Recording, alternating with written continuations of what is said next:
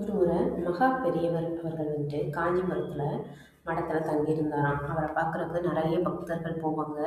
அவருக்கு தன்னால் முடிஞ்ச நிறைய பொருட்களை நன்கொடையாக கொடுக்கறது வழக்கம். நன்கொடை அப்படின்றத விட அன்பால் கொடுப்பாங்க மக்கள். அதை மனம் வந்து ஏற்றுக்கிறவர் மகா பெரியவர். அதே மாதிரி ஒருத்தவங்க என்ன பண்ணியிருக்காங்கன்னா, சுந்தா அப்படின்ற ஒரு பெண் தன்னோட பொண்ணோட சேர்ந்து அவரை போய் பார்க்கணும் அப்படின்னு நினைக்கிறாங்க. தன்னுடைய வீட்டில் பூத்திருக்கக்கூடிய ரோஜா பூக்களை ஃபுல்லாக பறித்து தன்னோட கூடையில் போட்டு கொண்டு போகணும்னு நினச்சி பறிச்சிட்டு இருக்காங்க. அப்போ அவங்க பொண்ணு வேகமாக ஓடி ஒரு பூவை பறித்து உள்ளே போட்டால், அது பார்த்தீங்கன்னா மனம் இல்லாத ஒரு ரோஜாவும். அது இவங்களுக்கு ரொம்பவே சங்கட்டமாக போச்சு. எந்த பொண்ணும் தேடவும் முடியல. அவங்களுக்கு எந்த பொண்ணு கண்டுபிடிக்கிறது கொஞ்சம் கஷ்டமாக இருக்குது. ஏன் இப்படி பண்ண? அவங்களுக்கு மனமான பூவை தான் கொண்டு போய் கொடுக்கணும்.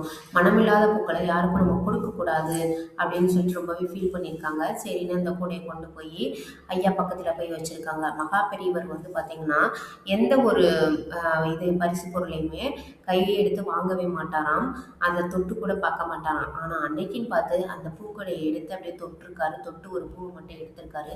இந்த அம்மாவுக்கு கண்ணில் இருந்து தனியாக ஓடிடுச்சான். ஏன்னா தன்னுடைய பொண்ணு ஆசையாக பறித்து போட்ட பூ அது மனமில்லாதனால மகா பெரியவர் தூக்கி கீழே போட போகிறாரு அப்படின்னு நினச்சிருக்காங்க. ஆனால் அவர் அதை எடுத்து தன்னுடைய காது கிட்ட சொருகி வச்சுக்கிட்டாராம். அப்போ அந்த அம்மா சொன்னாங்களாம், மன்னிச்சிருங்க ஐயா, என் பொண்ணு தெரியாமல் பறித்து போட்டுட்டா, அது மனம் இல்லாத பூ அப்படின்னு சொன்னாங்களாம்.